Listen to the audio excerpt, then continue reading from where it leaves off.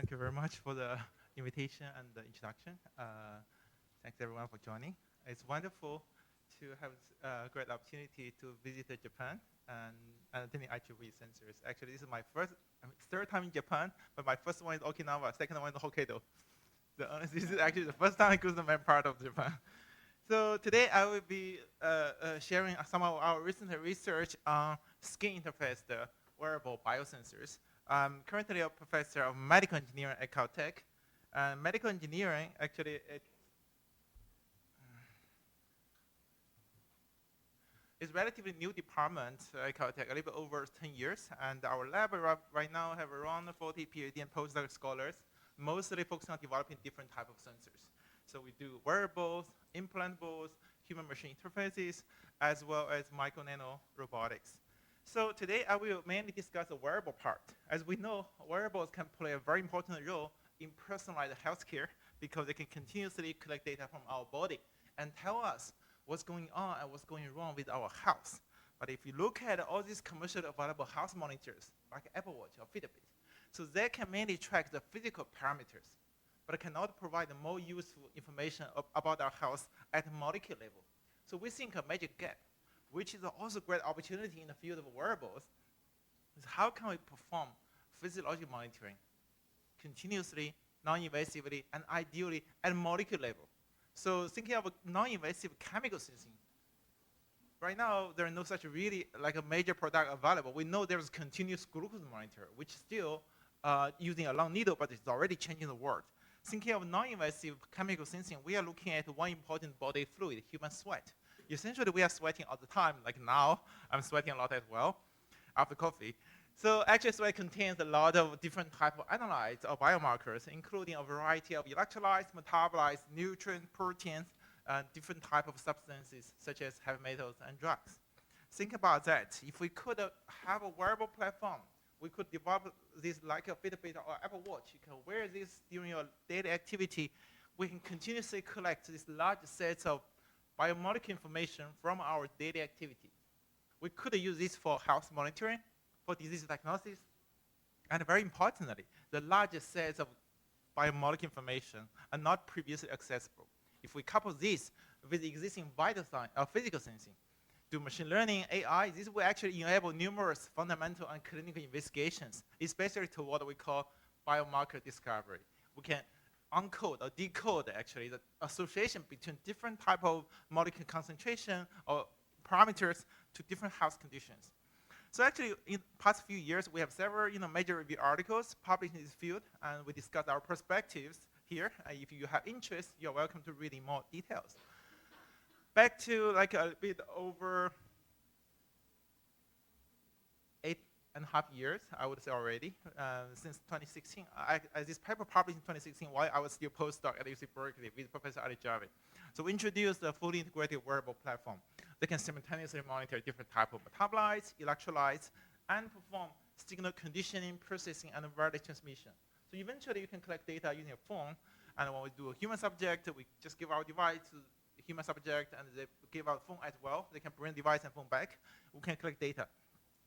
So this paper has been published, as I said, since 2016. It's already been cited by over 4,500 times already. As you can imagine, many researchers around the world are working in this field. And but still, people are asking me, oh, where I can buy one, right? We don't have such product available yet because there are several challenges. In the following slides, I want to just quickly show you the challenges and our approach over the past several years, my lab, how to address these challenges. So firstly, how to make wearable sensors scalable. Because a lot of chemical sensors, biomolecular sensors, they are not stable like a pacemaker. One pacemaker you can use for 10 years. But this chemical sensor, even CGM, people invest billions of dollars. You can use one patch for like 2 weeks. You have to change the patch as well. So we try to use different ways to mass produce the sensors at larger scale and low cost so that you can make it disposable. So one way is using laser engraving. So by actually using CO2 laser, we can directly pattern this beautiful graphene graphite composite. We also generally call it laser engraved graphene because of photothermal process. Essentially, it's laser burning the surface of this plastic polyimide causes localized carbonization. So this graphene structure, we can tune the laser parameter, can tune the property. We can have structures that are suitable for chemical sensing, structures that could be suitable for physics sensing, and we can also use laser to pattern microfluidics. Why we need microfluidics? Because we are doing sweat sensor. People always ask, what if when new sweat come out mixed with old sweat? What if the sweat evaporates, right? With microfluidics, it will address both problems. So new sweat come in, we'll push away the old sweat, and sensor will always analyze fresh sweat. Because there's minimal evaporation in the microfluidics, we can get close to real-time sensing result. Actually, my first student, Isabella, because of this work, she got Forbes 30 under 30 in science. So we can also use the inkjet printing to fabricate this physical chemical sensing wearable device. For example, we can prepare, instead of using different color ink, like office inkjet printer, we can use different type of nanomaterial inks. We can make our own with silver, carbon, gold, carbon nanotube, graphene oxides, mixing, mauve, and encapsulation layers. This different type of ink, we just need a program from the computer. Different inks can be printed at different location to form this different type of physical chemical sensors. So we could also use 3D printing. As you know, 3D printing is attracting a lot of attention because it is very suitable for prototyping in a resource-limiting environment. So in this case, we can prepare our own inks. For example, some Maxine ink, we can pattern this physical sensor, chemical sensor. We could also pattern microfluidics. In addition, when I talk about chemical sensor, I did not only mean the electrode. We can also print the hydrogel coating, including these enzyme-modified functional layers. We can also pattern microfluidics as well as these energy storage devices. So overall, the major disposable part of the wearable device can be entirely 3D printed. So this is another approach how to scalable manufacture this physical chemical sensor arrays. So the next challenge is always, I face this question. People ask me, oh, what if I don't have sweat, right? Like when you do vigorous exercise or stand on very hot weather, you can get a lot of sweat. But many patients, you cannot ask them to do exercise. Can we monitor our health? Can we get a sweat anytime? Can we monitor our health 24/7? This is a very good question we have to address to make sure this technology can be broadly applied to different people. In this case, we designed a wearable device which integrates an iontophoresis module. Iontophoresis is a process that can be used to locally induce sweat. In this case, we are applying a very small current, 50 to 100 microampere current, only for a very short period of time. We do not want to keep applying current because it will cause skin irritation. But we only apply several minutes. We are deliver a positively charged drug molecule, carbachol in this case, transdermally deliver this molecule below the skin. It will bind to skin, like a muscarinic receptor near sweat gland. This will stimulate the sweat gland, trigger localized sweating. For myself, only 5-minute stimulation will make myself only from sweating from this few sweat gland for 2 days.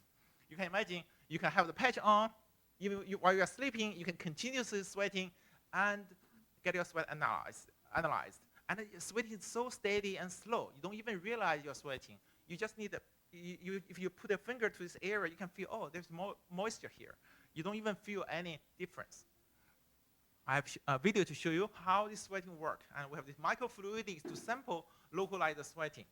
So you see, the old sweat, I use black dye to indicate. So black dye get quickly pushed out by fresh sweat. You can see now all the black color just flow out because sweat gland is a pump. It keep pumping out new sweat and rinse away the old sweat. So the sensor will always analyze fresh sweat. So this will address problem. Anytime we can get a sweat. So we have the device developed, it can real-time continuous perform physiologic monitoring in this case. I want to show you in the following slides some applications. So we can apply, for example, this wearable sensor to monitor metabolic disorders such as gout. In this case, we are monitoring gout biomarker, uric acid. Because gout is a disease. If you have your gout patient, it's very painful for the patients to eat, seafood, shellfish, like red meat, drinking beer, because too high purine intake will increase uric acid level, which will crystallize near the joint, triggering tremendous pain. My brother's got it as well. So we could have this device to monitor uric acid levels in sweat, in this case, and we found that sweat uric acid has a good correlation with blood one. The correlation factor we got is 0.864, very good already. We work closely with clinical collaborators like Dr. Jopin Lee. She's the chief of clinical nutrition at the UCLA Medical Center, is also chair of Department of Medicine. We recruited patients with gout, also subject with hyperuricemia. You see that patients with gout, their uric acid levels are very high, much higher compared to healthy people in both sweat and blood. The correlation is very good, and right now we are running a clinical trial by recruiting a few hundred gout patients to continuously monitor for many days to show this wearable technology can be used to improve gout management. What we are interested in not only monitoring uric acid. Uric acid is just one of the key metabolized nutrients which play a very important role in our body function, but we have many others. For example, amino acids. We have 9 amino acids in our body. They are called essential because they play a very important role in our body function. And there are many different types of vitamins, lipids. They are closely associated with our health, but how to monitor them? Actually, we developed this technology. We can develop this artificial antibody based on molecular printed polymer, MIP, we call MIP. So this MIP, we can engineer this polymer synthesized to make this polymer to be selective to a specific target. It's a very universal approach. And between this polymer layer and our graphene electrode, we can incorporate a layer of redox nanoparticles, such as prussian blue nanoparticle, which give us measurable signal. When the target, actually, this polymer contains a lot of cavities with the same shape and size and target molecule. When target molecule bind to the polymer, this will block access of sweaty electrolyte to the redox probe. By quantifying the redox probe signal change, we can calculate the target concentration. Using this approach, we can continuously monitor every single type of essential amino acid, many different types of vitamin, lipid, and drugs. So this is very promising to monitor, I would say, micromolar level target concentration or higher. But how about how we can detect picomolar, nanomolar, or picomolar, or even lower concentration biomarker level? Because many clinical relevant biomarkers, they are proteins, hormones, they're only present in our body at picomolar level or even lower. I want to show you 2 different approaches how we can detect the picomolar protein. This is one, how to detect picomolar protein. We choose one important biomarker, C-reactive protein, as one example. CRP is an inflammation biomarker. Main leading cause of death, like heart failure, COPD, infection, they are all associated with inflammation. If we could monitor inflammation non-invasively at home, this can be life-saving, especially in high-risk populations. But how to quantify CRP? We introduce here a microfluidic sandwich assay to realize automatic sensing on the skin.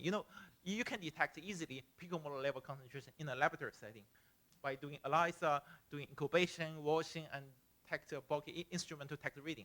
But that's not what we want. What we want is you give a patch to your user.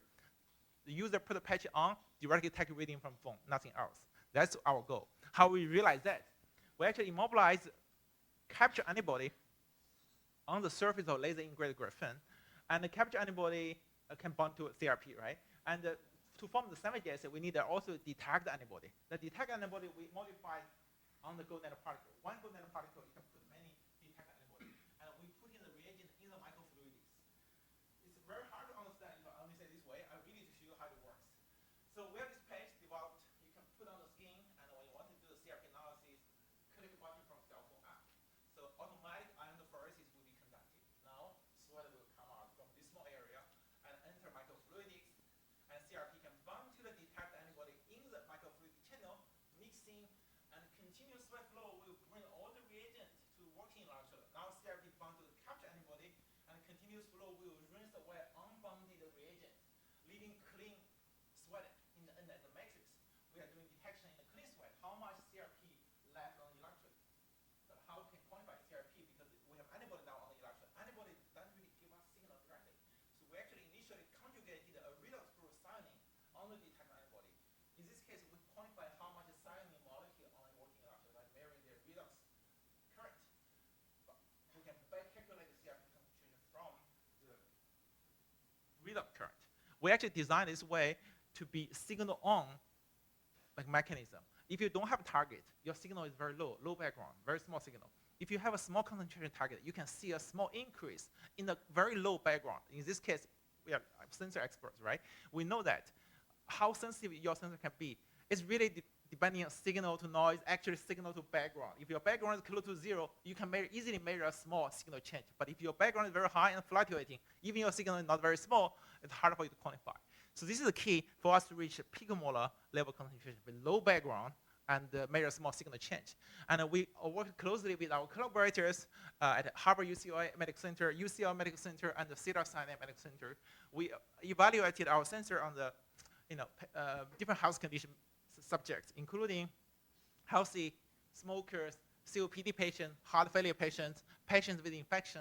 We observed elevated CRPs in patients with different health conditions. A pretty good correlation as well, indicating that we could use this sweat CRP and this sensor as a non-invasive approach to realize at-home inflammation monitoring. So this is one general approach, how to detect a picomolar CRP, a picomolar protein in this case. How about hormone? Hormone is also very important. We have many important hormones, but their concentration typically very low as well. I picked a very important target, female hormone, estradiol in this case. We know that female hormone play a very important role in women's health. In fertility age, estradiol level will tell us what time ovulation happens. In the menopause period, why women suffer from menopause? Because their body cannot produce enough female hormone. That's why people do hormonal replacement therapy to take estradiol to the body. But the problem is there is no way to monitor how much they need. So if we could have this technology, we could help different ages of women in this case, ranging from fertility to menopause. But again, estradiol is very low in concentration. Before our work, there is no even any literature reporting there is sweat there is estradiol molecule in sweat. So we design highly sensitive sensor based on optimal sensor electrode. So in this case, we have two electrode design. On the top, we call it biorecognition interface. We modify the surface with optimer. Optimer is bound to the single-strand DNA. Single-strand DNA is linked to one side, actually, with the methylene blue redox probe. When target is sweat contain estradiol, optimer will preferably bound to estradiol, then release this single-strand DNA because of competitive bonding. Then the release the single-strand DNA will migrate from the recognition interface into a nearby working electrode, which is interprinted Maxine gold nanoparticle electrode. So on this electrode, we modify it with single-strand DNA with a complementary sequence. In this case, DNA hybridization happened at the working electrode. That means you have more methylene blue, this molecule near working electrode. You can detect this methylene blue signal increase. Again, the critical part is low background. If we don't have target or very low concentration target, you have almost zero background. So even if you have very small concentration target, now you can detect easily a small increase in signal.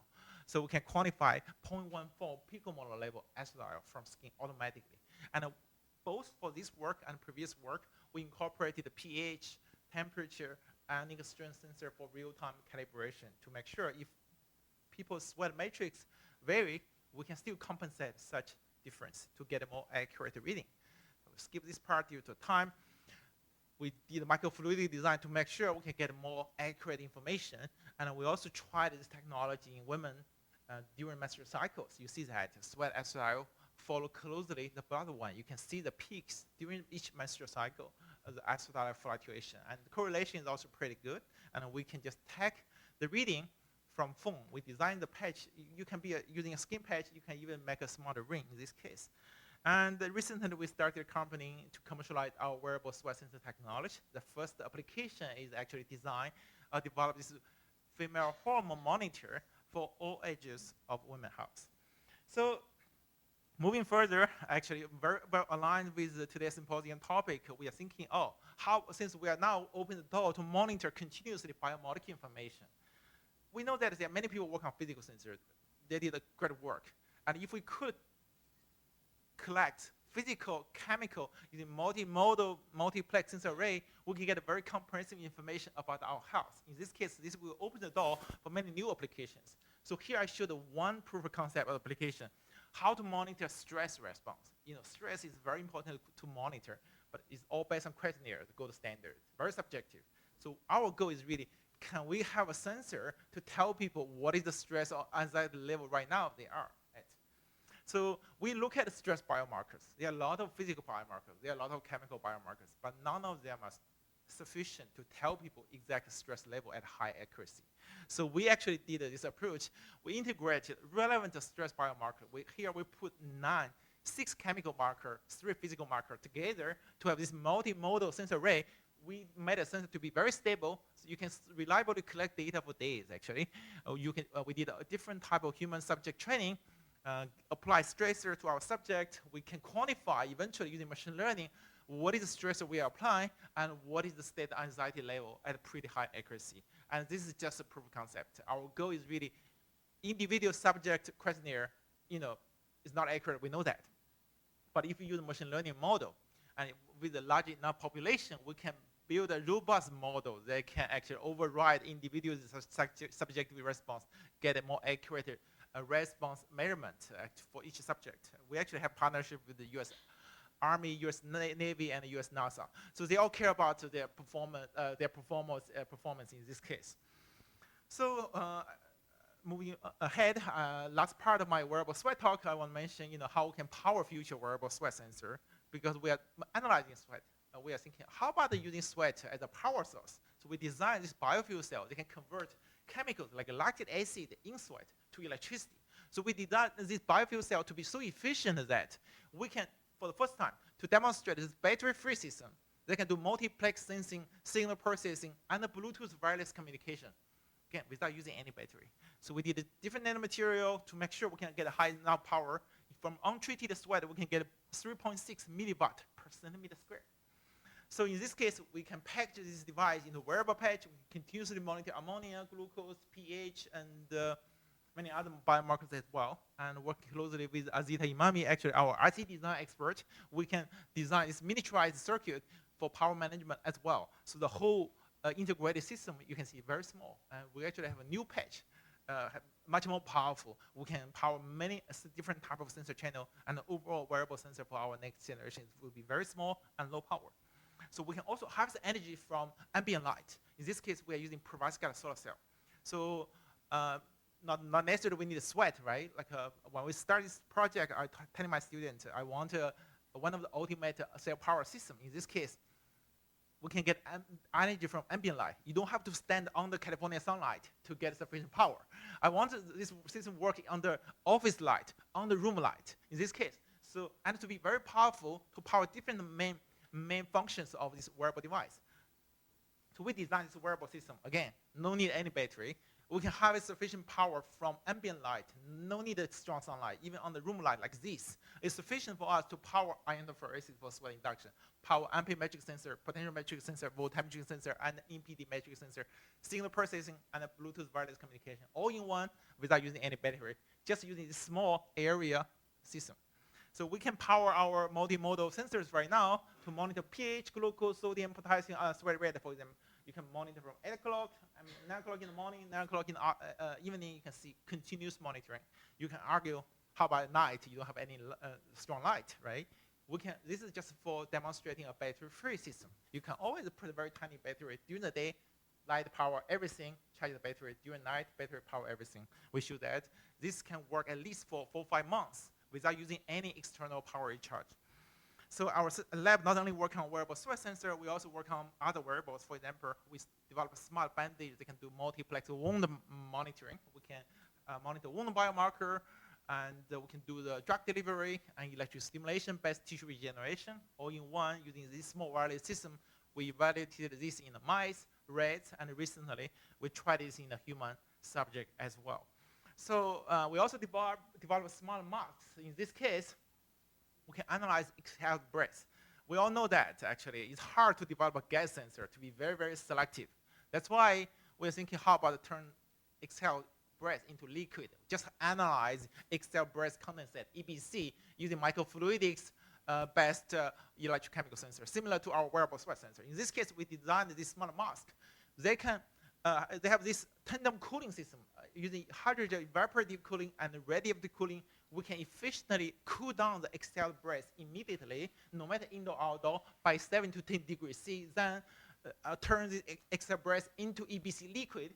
So we have this bio-inspired microfluidics that can convert, that can transport this EBC from one direction to the other. In this case, only fresh EBC will flow through the sensor. We can get a real-time, continuous, non-invasive analysis from the whole day analysis using this EBC biosensor array. We also show that we can monitor alcohol metabolism using this platform.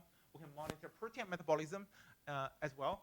And we can monitor airway inflammation. We evaluated this in COVID-19 patients, COPD patients, and asthma patients. We also validated this accuracy with the clinical gold standard, FINO. To summarize, I've showed this wearable chemical sensor platform. We can use this for continuous chemical sensors. This coupled with AI, machine learning, and physical sensors, we think will shape the future personalized healthcare. I would like to thank my group in the end, my collaborators, and my funding support. Thank you very much for your attention.